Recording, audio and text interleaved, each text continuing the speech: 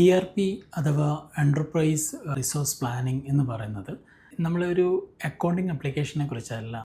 അത് നമ്മുടെ ഏതൊരു ബിസിനസ്സിനാണെങ്കിലും അതിൻ്റെ ഓപ്പറേഷൻ സിസ്റ്റത്തിനെ ഹാൻഡിൽ ചെയ്യാൻ വേണ്ടിയിട്ട് യൂസ് ചെയ്യുന്ന സോഫ്റ്റ്വെയർസിനെയും അതല്ലെങ്കിൽ ഓപ്പറേഷൻ സിസ്റ്റത്തിനെയാണ്, അതിൻ്റെ പ്ലാനിങ്ങിനെയാണ് ERP എന്ന് പറയുന്നത്. എഡ്യൂക്കേഷൻ ഡൊമൈനിൽ നമ്മൾ ERP സൊല്യൂഷൻസ് യൂസ് ചെയ്യുന്നത് സ്റ്റുഡൻസിനെ എൻക്വയറി മാനേജ് ചെയ്യാൻ, സ്റ്റാഫിനെ ഹാൻഡിൽ ചെയ്യാൻ വേണ്ടി, അഡ്മിഷൻസ് കാര്യങ്ങളെല്ലാം തന്നെ ഓപ്പറേറ്റ് ചെയ്യാൻ വേണ്ടി, ശേഷം സ്റ്റുഡൻസിനെ ഓൺബോർഡ് ചെയ്ത് ക്ലാസ്സുകളിലേക്കും അതല്ലെങ്കിൽ കോഴ്സുകളിലേക്കും അസൈൻ ചെയ്ത സ്റ്റുഡൻസിന് കറക്റ്റായുള്ള ക്ലാസ്സുകൾ പ്രൊവൈഡ് ചെയ്യണം. ആ കറക്റ്റായിട്ട് പ്രൊവൈഡ് ചെയ്യുന്ന ക്ലാസ്സുകളുടെ മറ്റ് ഡാറ്റാസ്, മാർക്ക്, അറ്റൻഡൻസ്, അതിൻ്റെ പ്രോഗ്രസ് കാർഡ് ജനറേഷൻ, ഇതുപോലുള്ള പ്രോസസ്സുകൾക്കും ERP സൊല്യൂഷൻസ് ആണ് യൂസ് ചെയ്ത് വരുന്നത്.